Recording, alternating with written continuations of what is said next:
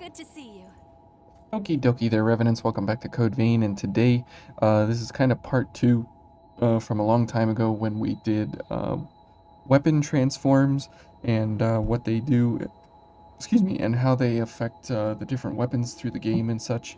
And so today we're gonna do the Blood Veil portion of how the weapon or of how the Blood Veils get changed and what effects happen to them.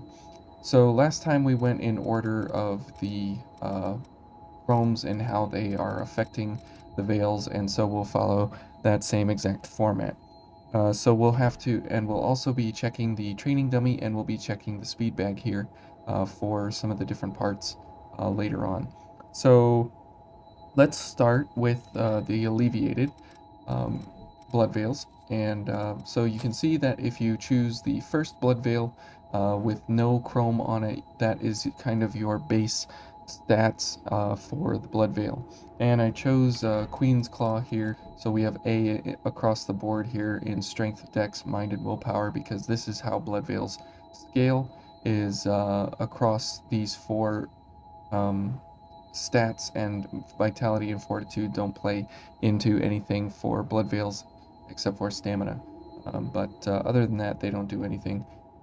Well, okay, vitality does play into your defenses, I guess, and fortitude plays into your element resistances, but not considerable enough to show the values here. Okay, so yeah, let's go ahead and start with alleviated. So for the first things first on alleviated, you'll notice the weight reduction. That actually gets a blue value there, meaning good things for you as a revenant. So you get a minus 20% weight value. So here we're at 77, and if you multiply 77 times, you know, zero point 0.8, you get 61.6. So that's pretty good news. 20% reduction in your weight limit is pretty good for these heavy blood veils. And then you get a minus 20% in minus 20% reduction in your base attack value for the blood veil drain attack or combo drains or launch attacks or quick drains or so on and so forth. And you also are getting your defenses reduced. Now, the reduction in your defenses is a little bit difficult to understand. So if you take the tens place digit, you cut it in half and truncate it. That is what your that is what your uh, defense reduction will be. So it's kind of a weird number theory here. But if you look at it here, your values on you're in the 10 slot for slash, crush, and pierce are 4, and half of 4 is 2, and so that's what we end up with at minus 2. Now, if we do something else without looking at it, like the Sub-Zero Shroud here, you'll see that our value here is 5, 4, 4.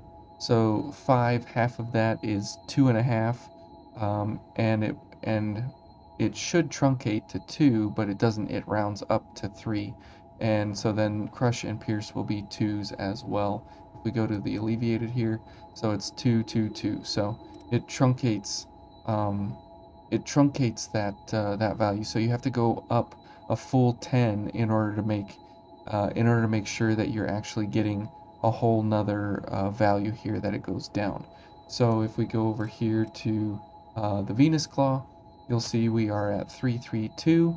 And so since this is not a 4, it's a 3, it'll truncate to a 1. This is a 3, so it'll truncate to a 1. This is a 2, and half of 2 is 1, so this will be minus 1, 1, 1 on all of your defenses, and you can see there it's a minus 1, 1, 1. Same thing for, let's look at the intensified, because this doesn't change values uh, from uh, from intensified to alleviated here. So this is a 2, 4, 3.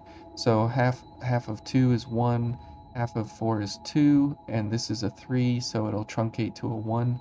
And so you'll have a 1, 2, 1 reduction here. And there you go, you got a 1, 2, 1 reduction on your defenses. So it's kind of a weird method in how, this actually runs. So for the GXM variant, we play the same game. we have a 5 here, so this truncates to a 2. We have a 4 here, so this truncates to a 2. We have a 5 here, so that truncates to a 2. And we have 2, 2, 2 across the board. So that's how the defense reduction works for an alleviated blood veil. And you can even check this on like the big boys here with the GXL overgear. You got a 5, 4, 5, so it would be 2, 2, 2 across the board, and there's 2, 2, 2. So you can see that you can check out your weight reduction pretty quick, minus 20% there, and then minus half of the truncated version of the value of the tens digit column here in your defenses. So again, I don't know how they come up with this stuff, but that's how they do it.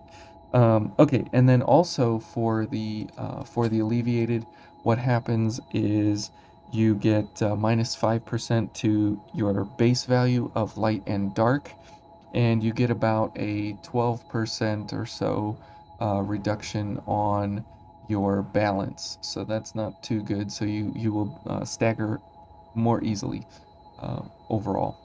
Okay, so that's how Alleviated works. Now if we look at Fortified here, so we'll take a peek. So the Fortified, you'll notice directly right off, the weight value is red, and it goes up. So it goes up by 10% weight, because our blood veil has a 77 weight value, and it goes up by 7.7 pounds. So we're increasing our weight value by 10%, which can be pretty detrimental at certain points, especially when you're getting into things like the GXL overgear. Adding another 8.8 pounds here gets you 90, almost 100 pounds here on your weight, which is astronomically huge. So definitely want to make sure you're careful with how you use fortified veils, just because of how the weight increase will affect you. Okay, then we get a plus 5% increase to our base drain attack value, not scaling, but the base value. So we only increase by 17 there on our drain attack, so not too huge overall. And then the increase of our defenses here works a little bit differently. It doesn't work on the truncated down value, it works on a rounded um, kind of value if you are in the tens column again. So here we have um, 4, 4, 4, so we should get 2 on everything, right, as an increase there. But when we increase with the fortified, we get 2, 3, 2, because we're so close to the 2.5 that it actually rounds up to a 3. So it helps us in our favor when we go for a fortified. So here we have a 5. Here we have a 5, 3, 4. So this will be a 3. This will be a 3, and this will be a 2, I believe. So here, yeah, 3, 3, 3, 2, or 3, 2, 3, however you want to read it. Okay, and then if we look at here, we have a 3, 3, and almost 3. So this will all be increased by 1.5, right? Because that's half of these columns here. And so these will be rounded up to 2s. So we'll get plus 2 on everything. And same here. Here's a 4, 5, 5. So this will be a 2.5, 2, 2.5, 2.5. So these two will be rounded up to 3s, and this will stay at a 2. And there we go. We got 2, 3, 3 on the fortified. Let's see. Here's the noble silver, and we have 2, 5, and 2. So there'll be 1. Here this will be 1 increase, this will be 3 increase, and this will be probably a 2 increase here. Okay, so it didn't quite like the rounding there, because we didn't quite get to 1.5. So we were right on the first two, wrong on the last one. So yeah, you have to get to at least half value in order to round up. So if you look here, we're at 4, 4, 4, and so we're not quite to 2.5 here, so it won't round up on any of these, so it'll just be a plus 2 across the board. There we go. And same thing for the Nightclaw, 4, 3, 4. So this will be 2, 2, 2 across the board there. Yep, it sure is.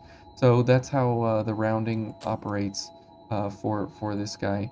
Oh, and if we look at the Night Fang here, so that'll be a 3, that'll be a 2, and that'll be a 2 there. And it's so close at 49 that it rounds it to a 3. So 323. So pretty good defenses on the Night Fang, or whatever what prefix you wanna go for, and it does pretty well here on the defenses as well. Now this guy does scale pretty well. So if you're at the 9, you do get a rounding up because you're right there next to the half step up. Okay, and then you get a plus 5% increase to your base value of light and dark as well, and you get a 5% increase to your balance. So pretty good overall going for Fortified. Blood Veils, there are times when they are not the thing you want to go for, but in general, if you're kind of just trying to get some good blood veils out there, if you fortify anything, it actually increases a lot of the good things in a lot of good ways. So make sure you pay attention to your defenses over here and how they round. And then you get 5% light and dark increase um, on your base value, and then you get a 5% increase to your base value here of your drain attack. Okay, good. Now intensified. This is a little strange and interesting here. First of all, you don't have any weight restrictions or changes or anything. You get no defense changes, no balance changes, nothing. This is purely scaling based setups. So you get a minus 40% drain base value here on the blood veil, but you get a 20% increase to your scaling increase. So take that for what it is. And on your values down here, you get a minus 30% on your base value, and you get a 15% increase by scaling from the scaling values. But then you also get a half step up in your letter values here for all of your scaling values. So here you'll notice we're at a C plus, E, D plus, D plus. We'll go up a half step on everything, and we'll be up to a B, E plus, CC here for our strength, dex, mind, and willpower. And you'll notice that fortitude and vitality are dashed out. So you get 15% increase to your scaling value, but you get that increase mind here. So you're now going to scale harder off of mind, so you're going to get an even bigger increase overall as you start to stack on different light buffs here to get your light value or dark value even higher. So you'll scale even harder in the different setups that you go for. So you want to go for intensified if you still want good damage and good values overall, and you can't swing the extra weight. It's a great option to go for. But also, it really depends on your blood code as well, because if you're matching the scaling or higher of the blood code, then you're going to do really, really, really well for the values that you have listed on your card here. So intensified is kind of interesting, but the big part comes from scaling increases on the letter values there. So you can see here how this changes from the regular value to the intensified here, since we have all four of these values being fairly high overall. When we intensify this, they all go to almost a B across the board. So we get huge increases all around. As you can see, I wish I could like menu over, but you can see our drain attack value goes up pretty significantly. And if we go for the fortified, we don't have as high of an attack value because this guy scales off of strength and willpower, or strength and dex, fairly well. And because our blood code is matching at least the dex at an A, we are starting to scale pretty hard. And then you see for the dark and light values, we do have pretty good values overall across the board here. So it really is in your best interest if you're running something like Queen's Claw or something where you have really, really balanced stats across the board. You want to go for something that's intensified usually, because most likely you'll hit something with pretty good scaling values to increase all of your drain gift abilities very high as compared to going for something fortified. So you can kind of see that here exemplified by the Venus Claw. Okay, so that's Intensified. Now, if we look at Gifted Veils are a very interesting, strange kind of a thing. They increase your base drain value by 50%. They increase your base light and dark values by 50%. But as you notice here, they remove your scaling altogether. They remove your stat scaling as well, so you are literally left with only the base values of all of your attack sets and attack values here that you have access to.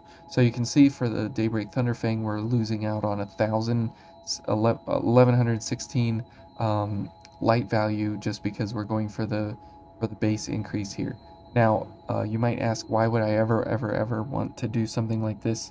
Well, the reason you want Gifted Veils is because you want to play Gifted Veils at low levels um, where you're adding light value or dark value to your Blood Veil with things like Survival Instinct, um, Final Journey, or Ephemeral Refrain with Eva.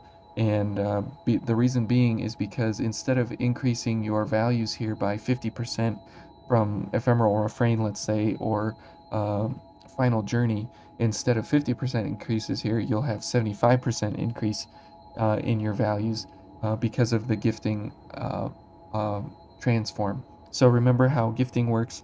How gifted transforms work on Blood Veils is they take 50% of the increased value that you're adding to it, and then it adds another half of that value. So it's basically 75% of every buff that you will add to your base value here will increase by that value amount.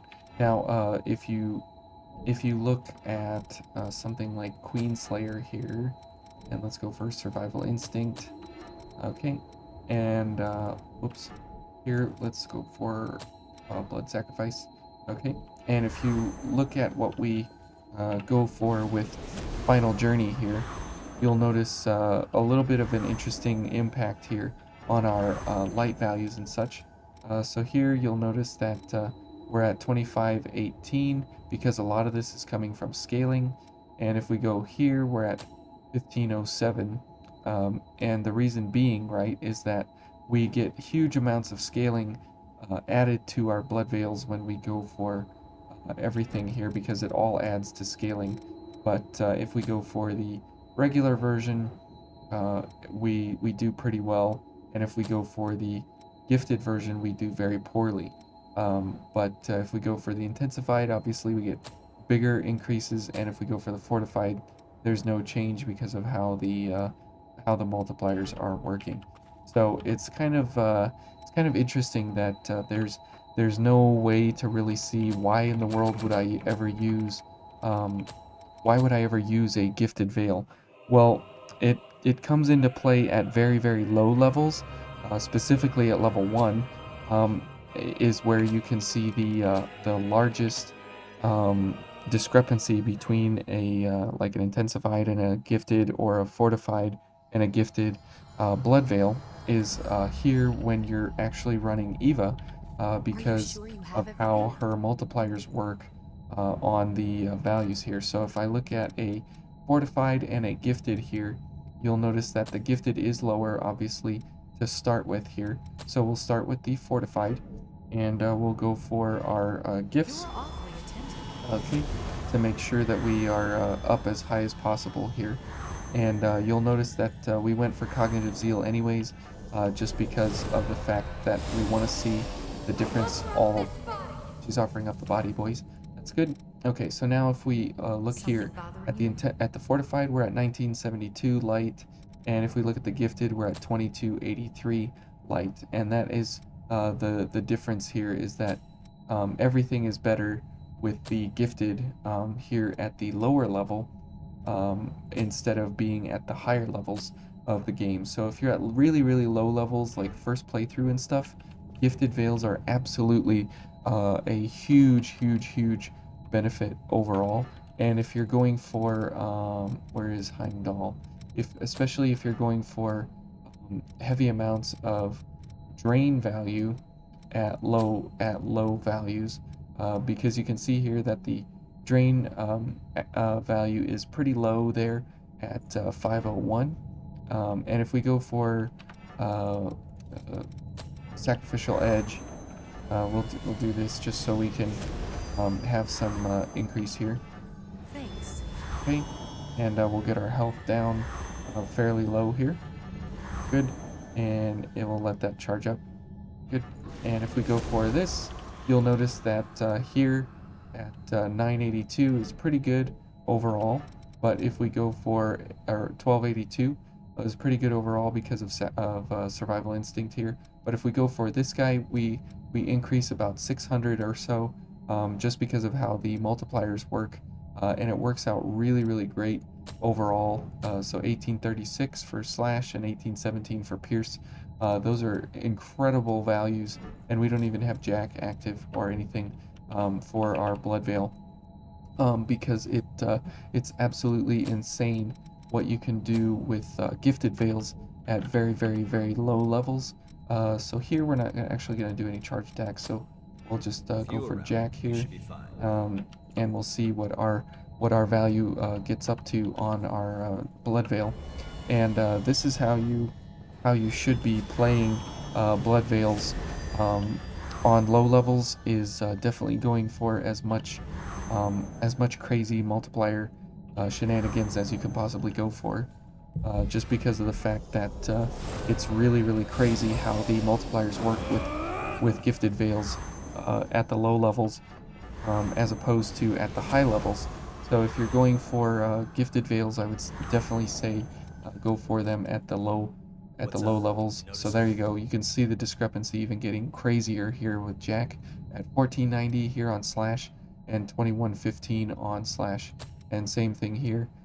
It's even getting out of hand with the graceful prominence, as we lose a huge amount of damage, just from the fact that you know we're going for the gifted veil as opposed to going for a drain type of a veil with the 20% increase from our values there. So that's how I would go for gifted veils. They do have a place in the game.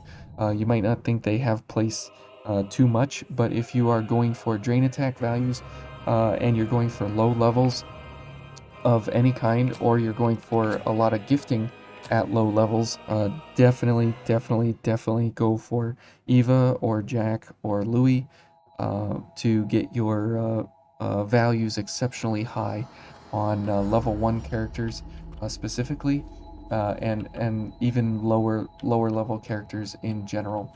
But there is a tipping point, right, where like the gift value just kind of drops off, and the other values of fortified and stuff, they actually continue upwards in an upward trend. So let's head back to our Queen's Claw here. So that's how gifted veils work, and you can see here at the low level, it's just not worth it because you have so much scaling from your character level, being able to increase the scaling so high that if you start removing that huge values of scaling from your gifted veils, then it becomes, yeah, I'd rather go for the intensified or the fortified, or even the elements, because it's such a huge value increase compared to the gifted values. Okay, good. Now let's move into the Devour Veils. Now, the Devour Veils, what they do is the obvious one right out the front is it's a drain chrome, and what it does is it increases your drain rating by 50%, but it decreases your uh, base values across the board by 20%. So you get increase, to drain, and you get decrease in damage. So if you're going for something, obviously, where you're heavy on the gifts, you definitely want to go for a Devour Veil. But if you're not so inclined to do something like that, then maybe you want to stick with something for more damage or more light values, or whatever.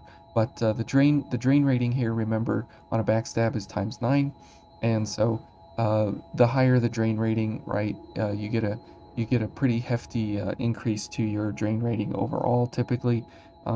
as you get a 50% increase to the amount of ichor you're recovering as well. So that's really, really good if you're going for high drain rating uh, values, and this is also multiplicative uh, at the same time with Avarice, as well as Eva's Ephemeral Refrain, and also it's multiplicative with the Drain Activators, the items that you use, and all of those together can combine to increase the amount of drain rating that you actually get on backstabs, drain attacks, and quick drains, and launch attacks, and so on and so forth. So Devour Chromes are pretty good, but they are fairly situational because that 20% decrease in your attack and light and dark value is it needs to be evaluated for sure. But you don't have any weight uh, decrease or increase. You have no scaling changes, no defense changes, no balance changes, no resistance changes of any kind. So it's literally what you see here. There's nothing extra to it. Now, it's unfortunate that you can't get a blood veil that actually has blood damage, which whatever the reason is for that, I don't understand because it's called a blood veil and none of them have blood damage. So very, very odd in that regard, for sure. That's kind of a missed opportunity because you see the elements here. We have blood, um, fire, ice, and lightning, but the blood veil, I guess you could say, doesn't have anything to do with actual blood damage. So sad for me personally because I thought that would have been cool to have blood damage actually on a blood veil, but not the case. Okay, and then let's move into the elements bracket version here. And the elements, they all do the same thing. It's just they do it for their respective element. So fire does fire things, ice does ice things, lightning does lightning things, and it's kind of just how it goes. Um, and but they don't do any crossover, but they do exactly the same thing across the board here. Now these operate a little bit strange because the value that you reduce your scaling by is based on how much your stat scaling is reduced by. So here, sometimes it'll be reduced by a half step, and other times it'll be reduced by a whole step. So right now we're getting the half step reduction because here we are at an A plus and we go down to an A. Here we're at a C plus, and here we go down to a C. So this is a half step blood veil. So this would be an okay one to go for an element on, but there are others where they go down a full step in their letter values here. And let me see if I can find one. I think the Dawn Claw goes down a full step. Yeah, the Dawn Claw goes down a full step. So you see here that it's a B index. Here it's an A index. So you go down a full step, and here you go down a full step in mind and willpower simultaneously. So it's really, really bad to go for um, elements on the Dawn Claw or the Night Claw, whatever prefix you prefer. Here we only go down a half step between the two, which is really, really nice. So the Twilight Claw would be a great option to go for an element value on it.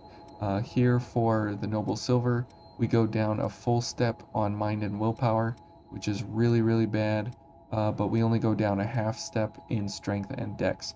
So it really depends which Blood Veil you're using and how they actually decrease themselves overall. So here we go down a half step on Strength, Dex, and Mind, and then we go down a full step in Willpower. So this is really, really, really not a great blood veil to go for elements on. You definitely want to stay in the realm of Fortified, Intensified, Gifted, maybe even, or just a basic general GXM overgear or GXM variant where you can just have regular values instead of going for something that's transformed. So the element chromes you have to be careful with because of their stat reduction here, and you can see here that it can remove scaling altogether for certain values. So you really want to pay attention to that overall. My ear is itchy for some reason. Okay, so that and what that results in for most blood veils is a 20 to 40% reduction in your in your scaling values here uh, from each of the cards, from each of the respective values here. So it can be really, really detrimental overall if you start getting some of those blood veils where you get, 40% reductions. Here it's like a 20% reduction, so that's not, excuse me, that's not too bad overall. If you go from if you go from the fortified and you go down, and you can see here that we're only going down a half step, but we go down a full step in dex. So this would be okay to use because your mind and willpower stay pretty high. You're going down a half step on both, so that's kind of a problem. But overall, it's not that big of a decrease here, but it does take you down quite a bit. But because you are going down a full step in dex, and you want to use this with the element as a backstab potential, I wouldn't choose it because it's going down a full step in dex. So kind of an issue there overall. So if we look at something like the Covetous Shawl or the Medican Shawl, whichever one, you can see here that we only go down a half step in strength, dex, and mind, but we go down a full step in willpower. So again, it really is blood veil dependent. It's blood veil situational of how you go for the elements. Now, it does add a 50 here to your element value, which doesn't mean that you get 50 damage. It means that you get a 20% increase to your damage value, but it changes your entire blood veil into that damage typing. Um, and then obviously you get a 50 defense added to your resistances here for that element specifically and respectively. Okay, so let's go check the training dummy on how he changes his backstab, his drain attack damage values based on which blood veil you're actually using. So first of all, we'll start out with the regular here, so we kind of get a baseline of our damage. Um, so 3831. Okay, so less than 4,000. That's not too bad. But we know this guy is weak to fire and lightning, and or at least neutral.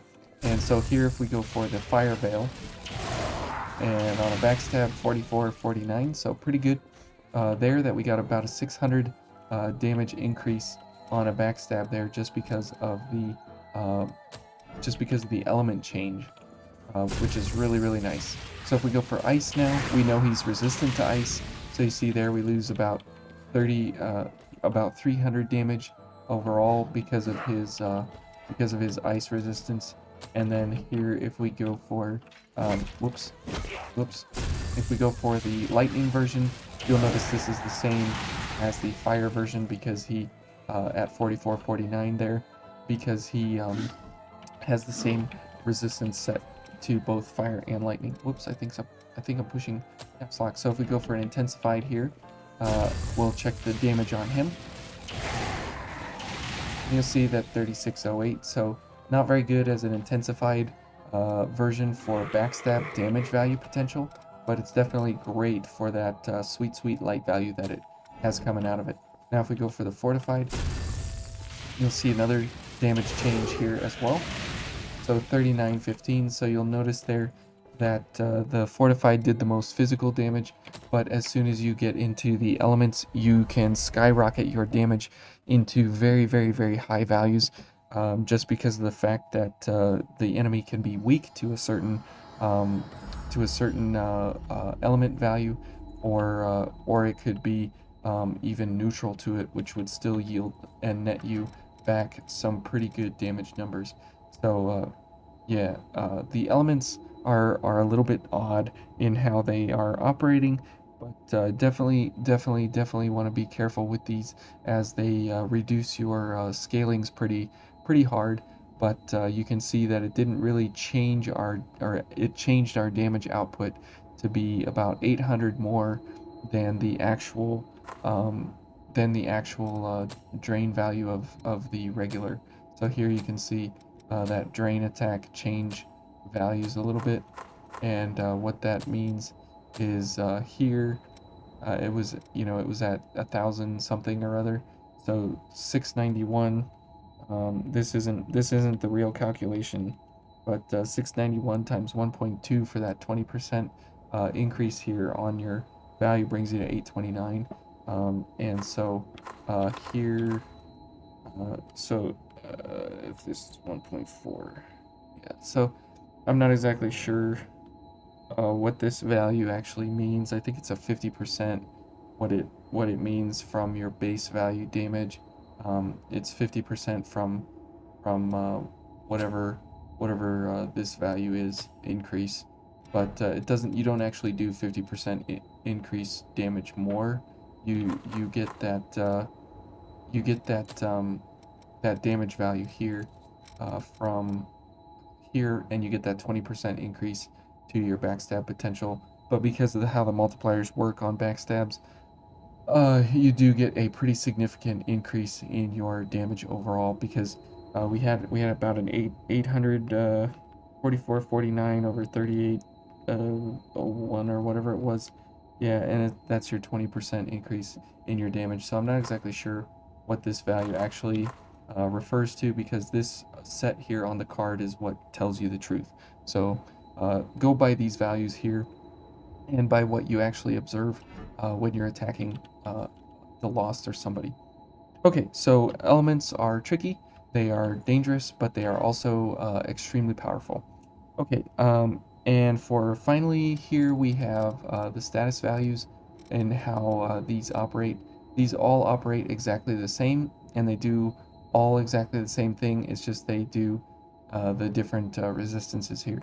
So they all give you a -5% base reduction on your drain, on your light, and on your dark, and they add 20 to your resistance values here um, of whatever value or whatever status effect you're trying to guard against. So the slow version, obviously you would use for the executioner because she applies slow.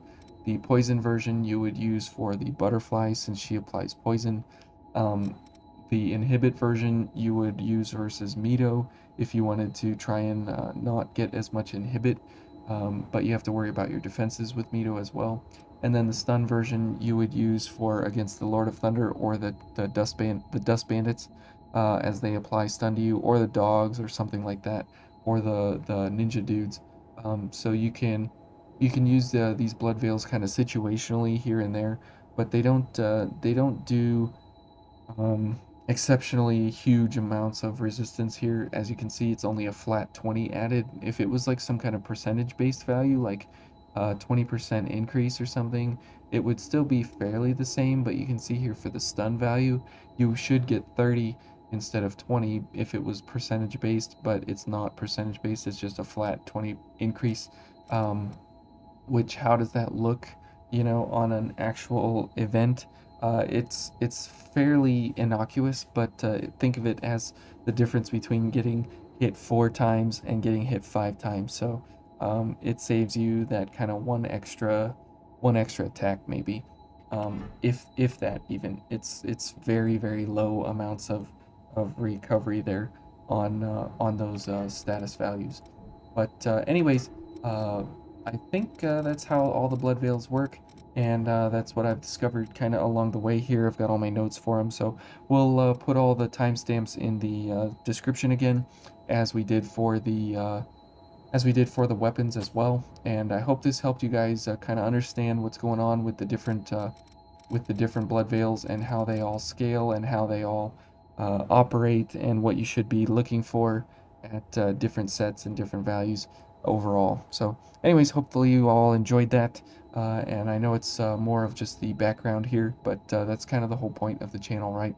Is to fill you guys in on anything and everything that we have to go in depth with to make sure that we absolutely understand everything that we come across in the game. So, hope you all enjoyed that. Thank you all for watching, and hopefully, we'll get through another Road to 100 playthrough here pretty soon, and we'll start that. So, if you have any suggestions, I'm all ears for anything you guys want to see. I always have ideas and different things to go for, so no worries there. But if you guys have something custom in mind that you're interested in seeing run at the hardest difficulty, let me know and we can explain it and we can work through it and we'll get there. So anyways, thank you all for watching, and we'll see you tomorrow.